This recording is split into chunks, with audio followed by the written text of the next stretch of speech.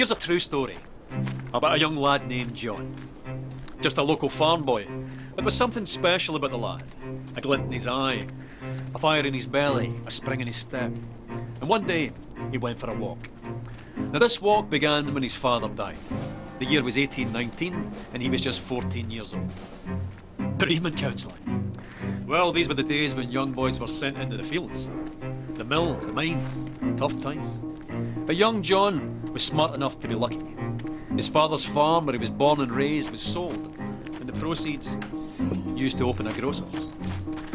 Big responsibility for the wee lad. His own shop in Kilmarnock, with his name on the door, John Walker.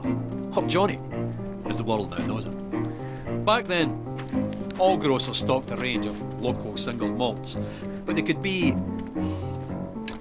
a wee bit inconsistent. For John, that wasn't good enough. He began blending different malts together as a way of offering his customers a consistent, unique product. Now this backroom art quickly developed into a commercial proposition, and a very profitable one. And because there's nothing like a commercial proposition to stir the Scottish heart, it grew quickly into an industry filled with ambitious entrepreneur distillers.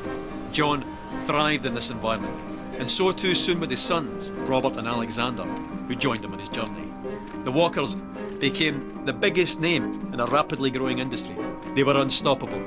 In one bold bit of 19th century corporate raiding, they bought the famed distillery at Cardew, lock, stock and ensuring their supply of this silky single malt, and guaranteeing, more importantly, that none of the other big blenders could get their hands on it.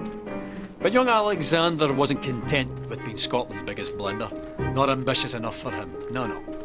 He convinced the ship's captains of Glasgow to act as agents for him, and drove the whisky bearing his father's name across the globe. By 1860, he had developed the square bottle. Now, with a label at an angle of precisely 24 degrees.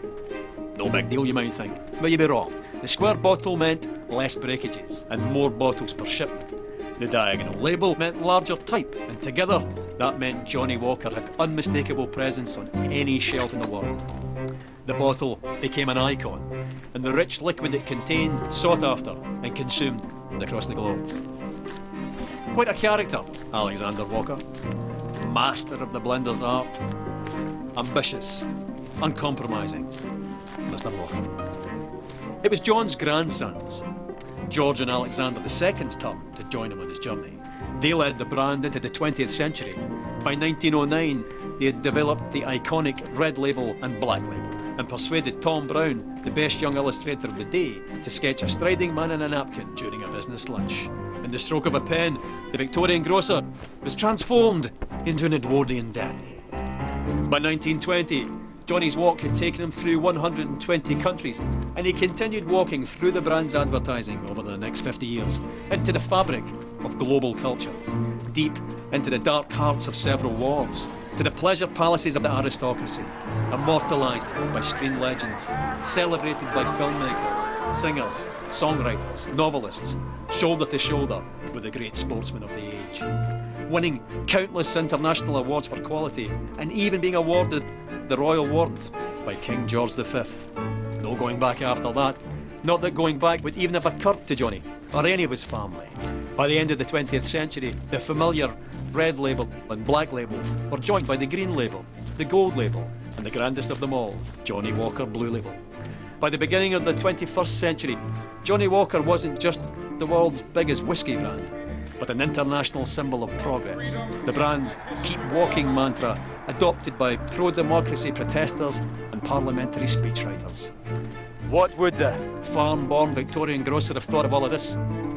He'd have loved it. A Victorian farm-born grocer he might have been, but he and the family that followed him were possessed by a fiery ambition with the skill and intelligence to match.